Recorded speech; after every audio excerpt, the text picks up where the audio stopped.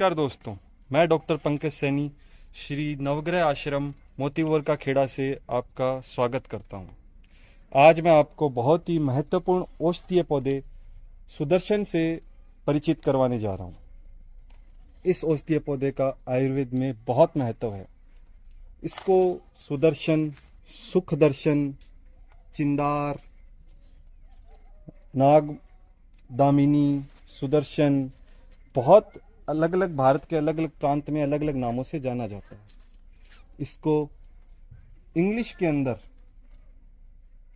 White lily, milk lily, wine lily आदि नामों से भी जाना जाता है। इस पौधे का बॉटनिकल नेम क्रीनम लैटिफोलियम, इसे क्रीनम लैटिफोलियम के नाम से जाना जाता है। यह भारत में लगभग सर्वत्र जगहों पे पाया जाता है। यह एक 2 से 3 फुट का औषधीय पौधा होता है, जो यूं अपने को महसूस होता है कि तने से सीधी इसकी पत्तियां निकल रही है। इसकी पत्तियों का साइज भी लगभग 2 से 3 फीट का होता है। देखिए आप, 2 से 3 फीट की इसकी पत्ती होती है इस आकृति के अंदर, जिसकी चौड़ाई 3 से 4 इंच के लगभग होती है। और इसके मध्य में बीच भाग में एक फूल जो कि व्हाइट कलर का होता है, 2 से 3 फुट का होता है। इसकी हाइट 2 से 3 फुट की होती है। लगभग भारत में सब जगह होता है, तो आप शायद इससे परिचित ही होंगे। इसको बहुत से, अब हम इसके औषधीय गुणों के बारे में अगर बात करें तो इसको मुख्य रूप से बुखार में, सूजन में, जोड़ों के दर्द में, किसी केस में पॉइजनिंग हो जाती है उस केस में, और स्किन की भी बहुत सी बीमारियों में इसको अपन प्रयोग करते हैं। अब इसके मैं अगर आपको पार्ट, इसका अपन कौन सा पार्ट काम में लेते हैं तो उसकी अगर बात करूं तो इसका मुख्य रूप से एक तो इसका पत्ती को काम में लिया जाता है। दूसरा जो इसका राइजोम होता है, प्रकंद, उसको अपन काम में लेते हैं।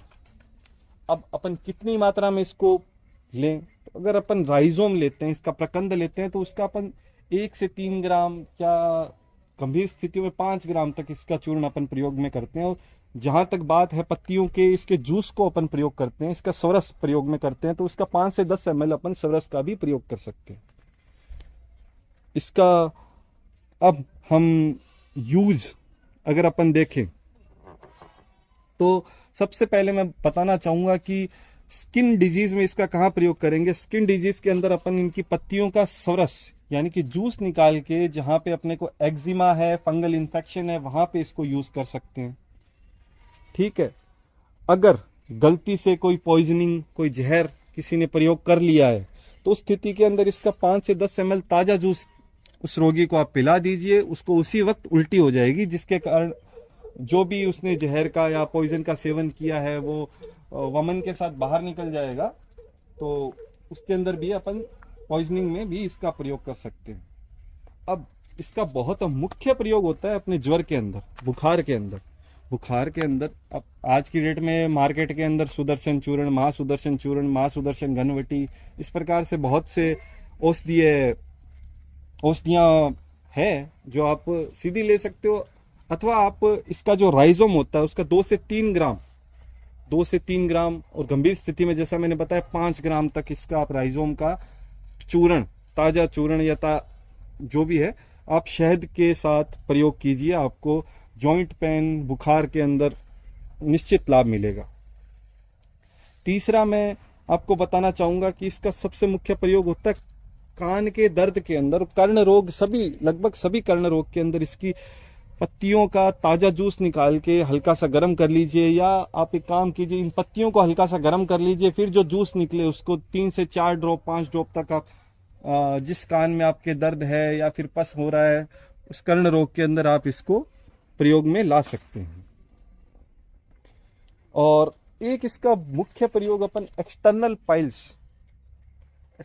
पाइल्स के अंदर भी इसका कर सकते हैं। इसके अंदर अपने को क्या करते हैं कि इनकी पत्तियों के अलावा इनका जो राइजोम प्रकंद होता है उसको चूर्णित करके पूरा एक्सटर्नल पाइल्स के ऊपर अपन लगाएंगे, जिससे अपने को पाइल्स के अंदर जो सूजन हो रही है या ब्लीडिंग हो रही है उसके अंदर भी अपने को राहत मिलती है रोगी के अंदर। और इसके अगर अपन साइड इफेक्ट की बात करें कि हाँ औषधीय पौधे होते हैं, आयुर्वेद के अंदर भी कुछ ना कुछ साइड इफेक्ट होते हैं। इसका एक ज्यादातर अपन देखते हैं, अगर एमेटिक यानी वमन कारक होता है ये, अगर इसका ज्यादा प्रयोग कर लेंगे तो उल्टी की समस्या हो सकती है, और पेट के अंदर क्रैम्प्स यानी कि मरोड़े उठ सकते हैं, आपके दस्त लग सकते हैं। ये इसके साइड इफेक्ट है। और अगर आप चाहते हैं कि इनको किसी आप एलोपैथी मेडिसिन या फिर होम्योपैथी मेडिसिन इनके साथ प्रयोग में करना चाहें तो उसके लिए ये बिल्कुल सेफ है, आप इनको कर सकते हो। इसकी बहुत अच्छी anti microbial properties, anti oxidant properties, anti helminthic properties, तीनों अपने को रिसर्च के अंदर देखने को मिली है।